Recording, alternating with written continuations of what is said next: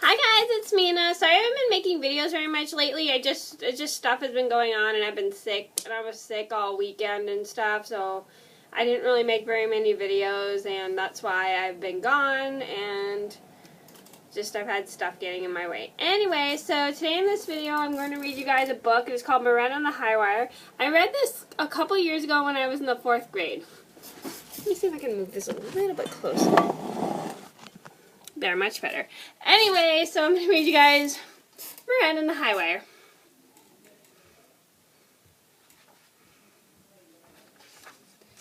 "100 years ago in Paris, when theaters and music halls drew traveling players from all over the world, the best place to stay was at the Widow Gattu's boarding house on English Street. Acrobats, jugglers, actors, and mimes from far away as Moscow and New York reclined on the widow's feather mattresses and devoured her kidney stews.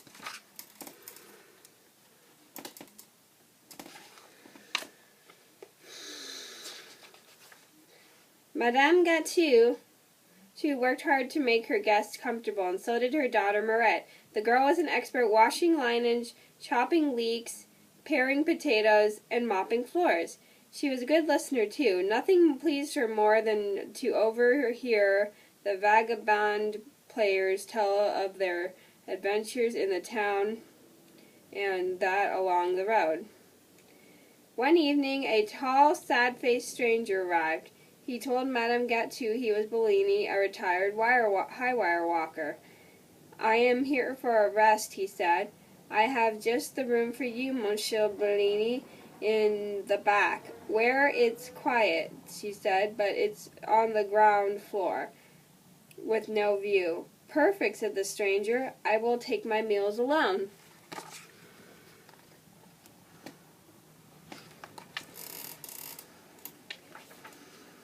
The next afternoon, when Mirette came for the sheets, there was the stranger crossing the courtyard on air. Mirette was enchanted. Of all the things a person could do, this must be the most magical. Her feet tingled as if they wanted to jump on the wire beside Bellini.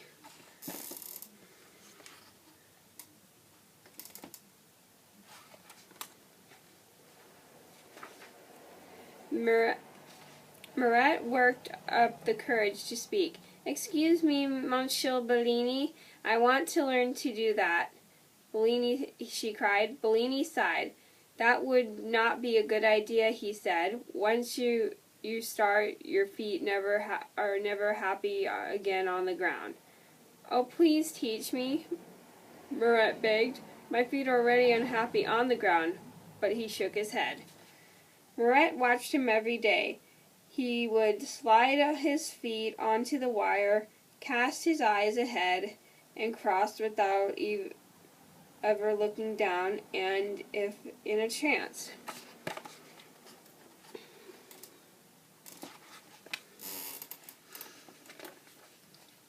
Finally, she couldn't resist any longer. When Bellini was gone, she jumped on the wire to try it herself. Her arms flailed like windmills. In a moment, she was back on the ground. Bellini made it look so easy. Surely she could do it, too, if she kept trying. In 10 tries, she balanced on one foot for a few seconds. In a day, she managed 3 steps without wavering. Finally, after a week of many, many falls, she walked the length of the wire. She couldn't wait to show Bellini.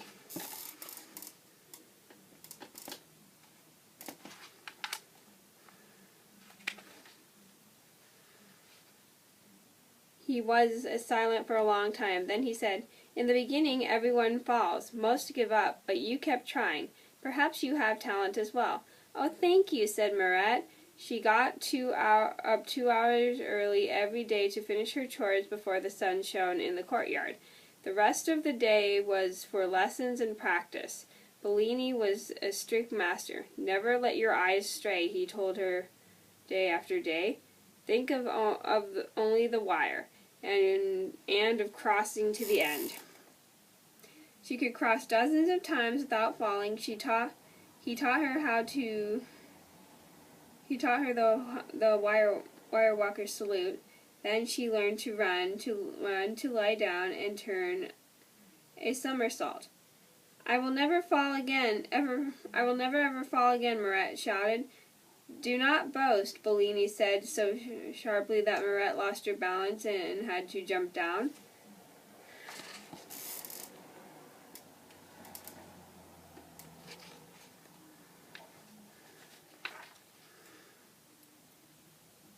One night, an agent from Astelli's Hippodrome in London rented a room.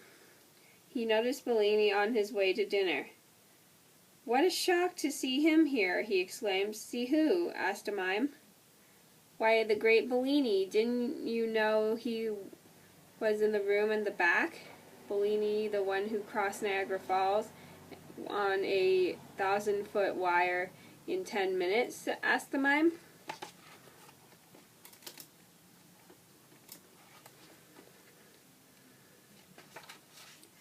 And on the way back, stopped in the middle to cook an omelette on a stove full of live coals. Then he opened a bottle of champagne and toasted the crowd. The agent recalled. My uncle used to talk about that, said a juggler. Bellini crossed the Alps with baskets tied to his feet, fired a cannon over the bull ring in Barcelona, walked a flaming wire wearing a blindfold in Naples. The man had the nerves of an iceberg, said the agent.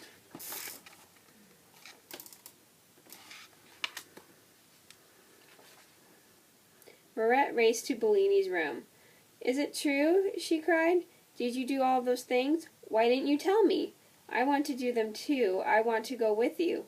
I can't take you, said Bellini. But why not? Asked Mirette. Bellini hesitated a long time.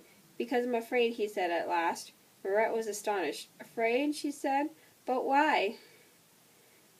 Once you have fear on the wire, it never leaves, Bellini said. But you must make it leave, Mirette insisted.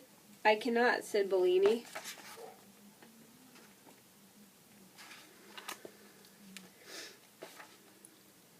Mirette turned and ran to the kitchen, and tears sprang to her eyes. She had felt such joy on the wire. Now Bellini's fear was like a cloud casting its black shadow on all she had learned from him. Bellini paced his room for hours. It was terrible to disappoint Mirette. By dawn he knew that if he didn't face his fear at last, he could not face Mirette. He knew what he must do. The question was, could he succeed?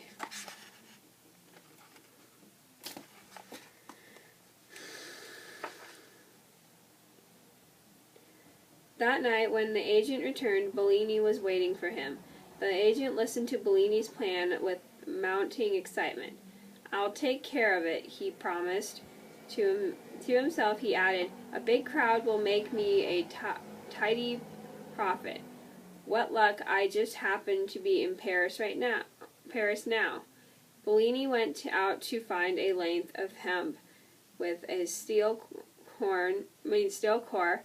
Sorry, I can't read today. He borrowed a winch and worked until daylight securing the wire.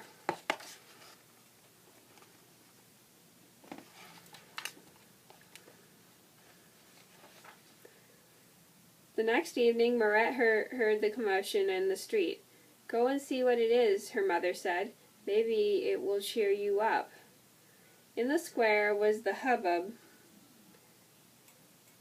The crowd was so thick she could see at first that the agent was aiming a spotlight at the sky. Return of the great Bellini, he was yelling. Could it be? Mirette's heart hammered in her chest.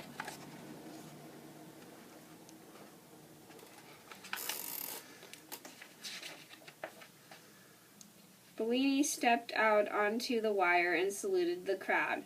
He took a step and then froze. The crowd cheered wildly, but something was wrong.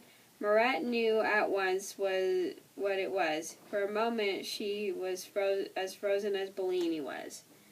Then she threw herself at the door behind her, ran inside, up flight after flight of stairs, and out through a skylight to the roof.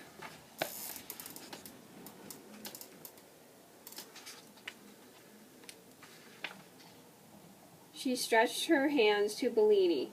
He smiled and began to walk toward her.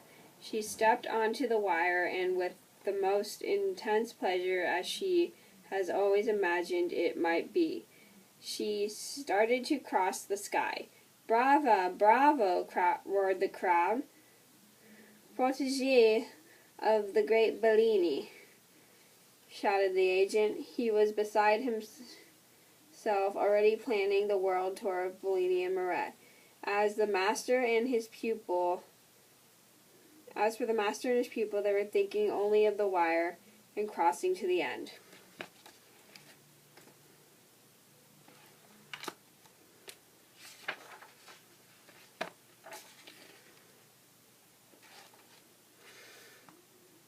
Okay, so that was me reading Mirette on the Highwire. I hope you guys enjoyed. Thank you for watching, and I'll see you in another video soon. Bye!